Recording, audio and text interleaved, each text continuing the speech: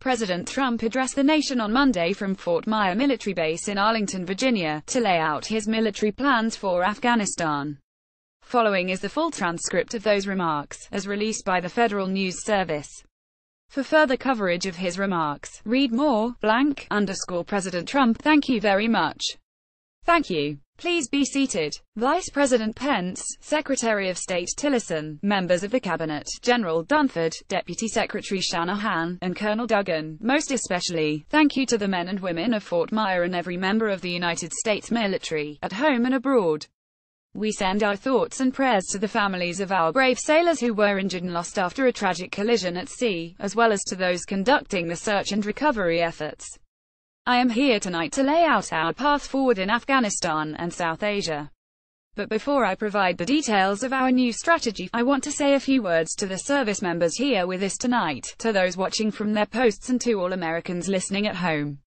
Since the founding of our republic, our country has produced a special class of heroes whose selflessness, courage and resolve is unmatched in human history. American patriots from every generation have given their last breath on the battlefield for our nation and for our freedom. Through their lives, and though their lives were cut short, in their deeds they achieved total immortality. By following the heroic example of those who fought to preserve our republic, we can find the inspiration our country needs to unify, to heal, and to remain one nation, under God. The men and women of our military operate as one team, with one shared mission and one shared sense of purpose. They transcend every line of race, ethnicity, creed and color to serve together and sacrifice together in absolutely perfect cohesion. That is because all service members are brothers and sisters. They're all part of the same family. It's called the American family. They take the same oath, fight for the same flag and live according to the same law. They're bound together by common purpose, mutual trust and selfless devotion to our nation and to each other. The soldier understands what we as a nation too often forget, that a wound inflicted upon a single member of our community is a wound inflicted upon us all. When one part of America hurts, we all hurt. And when one citizen suffers an injustice, we all suffer together. Loyalty to our nation demands loyalty to one another. Love for America requires love for all of its people. When we open our hearts to patriotism, there is no room for prejudice, no place for bigotry and no tolerance for hate. The young men and women we send to fight our wars abroad deserve to return to a country that is not at war with itself at home. We cannot remain a force for peace in the world if we are not at peace with each other. As we send our bravest to defeat our enemies overseas, and we will always win, let us find the courage to heal our divisions within. Let us make a simple promise to the men and women we ask to fight in our name that when they return home from battle, they will find a country that has renewed the sacred bonds of love and loyalty that unite us together as one.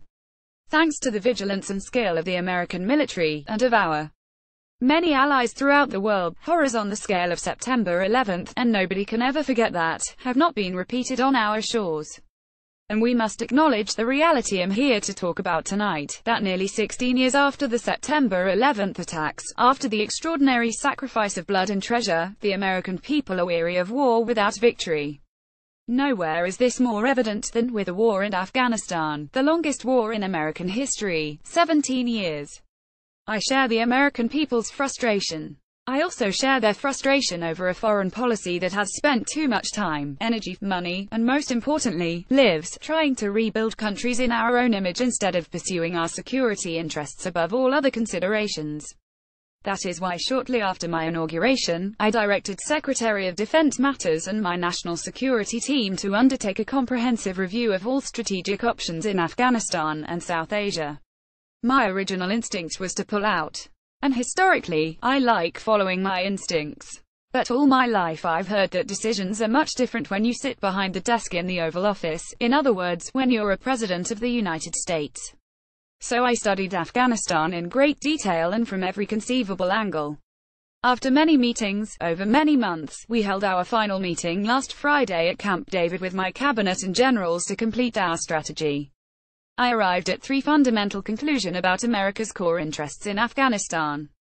First, our nation must seek an honorable and enduring outcome worthy of the tremendous sacrifices that have been made, especially the sacrifices of lives. The men and women who serve our nation in combat deserve a plan for victory. They deserve the tools they need and the trust they have earned to fight and to win. Second, the consequences of a rapid exit are both predictable and unacceptable. 9/11, the worst terrorist attack in our history, was planned and directed from Afghanistan because the country was ruled by a government that gave comfort and shelter to terrorists. A hasty withdrawal would create a vacuum for terrorists, including ISIS and Al-Qaeda, would instantly fill, just as happened before September 11. And as we know, in 2011, America hastily and mistakenly withdrew from Iraq. As a result, our hard-won gains slipped back into the hands of terrorist enemies. Our soldiers watched as cities they had fought for and bled to liberate, and won, were occupied by a terrorist group called ISIS.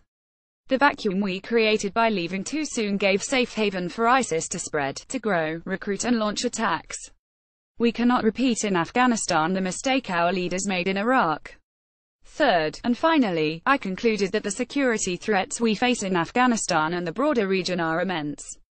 Today, 20 U.S. designated foreign terrorist organizations are active in Afghanistan and Pakistan, the highest concentration in any region anywhere in the world. For its part, Pakistan often gives safe haven to agents of chaos, violence and terror.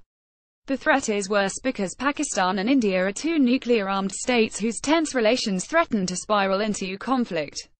And that could happen. No one denies that we have inherited a challenging and troubling situation in Afghanistan and South Asia. But we do not have the luxury of going back in time and making different or better decisions. When I became president, I was given a bad and very complex hand. But I fully knew what I was getting into, big and intricate problems. But one way or another, these problems will be solved. I'm a problem solver. And in the end, we will win. We must address the reality of the world as it exists right now, and the threats we face and the confronting of all of the problems of today, and extremely predictable consequences of a hasty withdrawal. We need look no further than last week's vile, vicious attack in Barcelona to understand that terror groups will stop at nothing to commit the mass murder of innocent men, women and children. You saw it for yourself. Horrible. As I outlined in my speech in Saudi Arabia 3 months ago, America and our partners are committed to stripping terrorists of their territory, cutting off their funding and exposing the false allure of their evil ideology. Terrorists who slaughter innocent people will find no glory in this life or the next. They are nothing but thugs and criminals and predators and, that's right, losers. Working alongside our allies, we will break their will, dry up their recruitment, keep them from crossing our borders and, yes, we will defeat them, and we will defeat them handily. In Afghanistan and Pakistan, America's interests are clear. We must stop the resurgence of safe havens that enable terrorists to threaten America.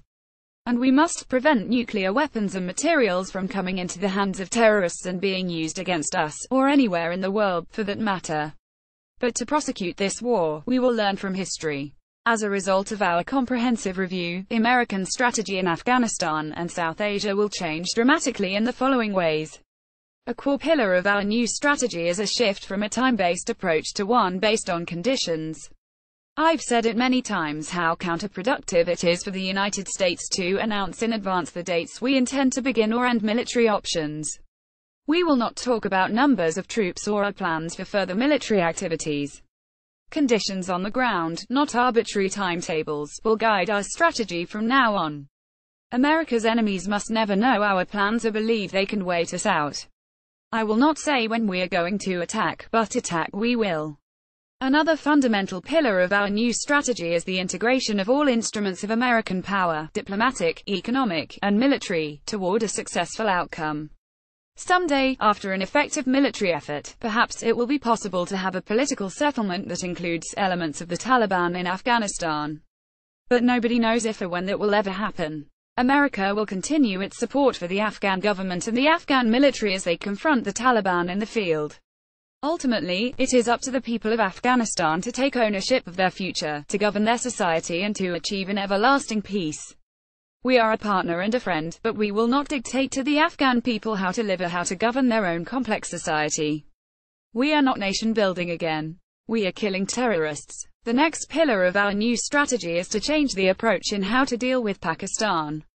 We can no longer be silent about Pakistan's safe havens for terrorist organizations, the Taliban and other groups that pose a threat to the region and beyond.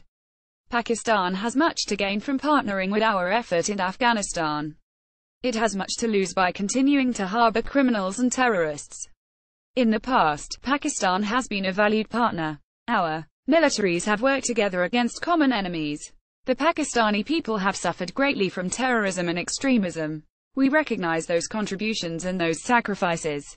But Pakistan has also sheltered the same organizations that try every single day to kill our people. We have been paying Pakistan billions and billions of dollars at the same time they are housing the very terrorists that we are fighting. But that will have to change. And that will change immediately. No partnership can survive a country's harboring of militants and terrorists who target U.S. service members and officials. It is time for Pakistan to demonstrate its commitment to civilization, order and to peace. Another critical part of the South Asia strategy for America is to further develop its strategic partnership with India, the world's largest democracy and a key security and economic partner of the United States. We appreciate India's important contributions to stability in Afghanistan, but India makes billions of dollars in trade with the United States, and we want them to help us more with Afghanistan, especially in the area of economic assistance and development. We are committed to pursuing our shared objectives for peace and security in South Asia and the broader Indo-Pacific region. Finally, my administration will ensure that you, the brave defenders of the American people, will have the necessary tools and rules of engagement to make this strategy work, and work effectively, and work quickly. I have already lifted restrictions the previous administration placed on our warfighters that prevented the Secretary of Defense and our commanders in the field from fully and swiftly waging battle against the enemy. Micromanagement from Washington, D.C., does not win battles. They are won in the field, drawing upon the judgment and expertise of wartime commanders, and frontline soldiers, acting in real time with real authority, and with a clear mission to defeat the enemy. That's why we will also expand authority for American armed forces to target the terrorists and criminal networks that sow violence and chaos throughout Afghanistan. These killers need to know they have nowhere to hide, that no place is beyond the reach of American might and American arms. Retribution will be fast and powerful, as we lift restrictions and expand authorities in the field. We're already seeing dramatic results in the campaign to defeat ISIS, including the liberation of Mosul in Iraq. Since my inauguration, we have achieved record-breaking success in that regard. We will also maximize sanctions and other financial and law enforcement actions against these networks to eliminate their ability to export terror. When America commits its warriors to battle, we must ensure they have every weapon to apply swift, decisive and overwhelming force. Our troops will fight to win. We will fight to win. From now on, victory will have a clear definition. Attacking our enemies, obliterating ISIS, crushing Al-Qaeda, preventing the Taliban from taking over Afghanistan, and stopping mass terror attacks against America before they emerge. We will ask our NATO allies and global partners to support our new strategy with additional troop and funding increases in line with our own. We are confident they will. Since taking office, I have made clear that our allies and partners must contribute much more money to our collective defense. And they have done so. In this struggle, the heaviest burden will continue to be borne by the good people of Afghanistan and their courageous armed forces. As the Prime Minister of Afghanistan has promised, we are going to participate in economic development to help defray the cost of this war to us. Afghanistan is fighting to defend and secure the country against the same enemies who threaten us. The stronger the Afghan security forces become, the less we will have to do. Afghans will secure and build their own nation and define their own future. We want them to succeed. But we will no longer use American military might to construct democracies in faraway lands or try to rebuild other countries in our own image. Those days are now over. Instead, we will work with allies and partners to protect our shared interests. We are not asking others to change their way of life, but to pursue common goals that allow our children to live better and safer lives. This principled realism will guide our decisions moving forward. Military power alone will not bring peace to Afghanistan or stop the terrorist threat arising in that country. But strategically applied force aims to create the conditions for a political process to achieve a lasting peace. America will work with the Afghan government as long as we see determination and progress. However, our commitment is not unlimited, and our support is not a blank check. The government of Afghanistan must carry their share of the military, political, and economic burden. The American people expect to see real reforms, real progress and real results. Our patience is not unlimited. We will keep our eyes open. In abiding by the oath I took on January the 20th, I will remain steadfast in protecting American lives and American interests. In this effort, we will make common cause with any nation that chooses to stand and fight alongside us against this global threat. Terrorists, take heed, America will never let up until you are dealt a lasting defeat. Under my administration, many billions of dollars more is being spent on our military, and this includes vast amounts being spent on our nuclear arsenal and missile defense. In every generation, we have faced down evil, and we have always prevailed. We prevailed because we know who we are and what we are fighting for. Not far from where we are gathered tonight, hundreds of thousands of America's greatest patriots lay in eternal rest at Arlington National Cemetery. There's more courage, sacrifice and love in those hallowed grounds than at any other spot on the face of the earth. Many of those who have fought and died in Afghanistan enlisted in the months after September 11, 2001. They volunteered for a simple reason: they loved America, and they were determined to protect her. Now we must secure the cause for which they gave their lives. We must unite to defend America from its enemies abroad. We must restore the bonds of loyalty among our citizens at home. And we must achieve an honorable and enduring outcome worthy of the enormous price that so many have paid. Our actions, and in months to come, all of them will honor the sacrifice of every fallen hero, every family who lost a loved one, and every wounded warrior who shed their blood in defense of our great nation. With our resolve, we will ensure that your service and that your families will bring about the defeat of our enemies and the arrival of peace. We will push onward to victory with power in our hearts, courage in our souls, and everlasting pride in each and every one of you. Thank you. May God bless our military, and may God bless the United States of America. Thank you very much. Thank you.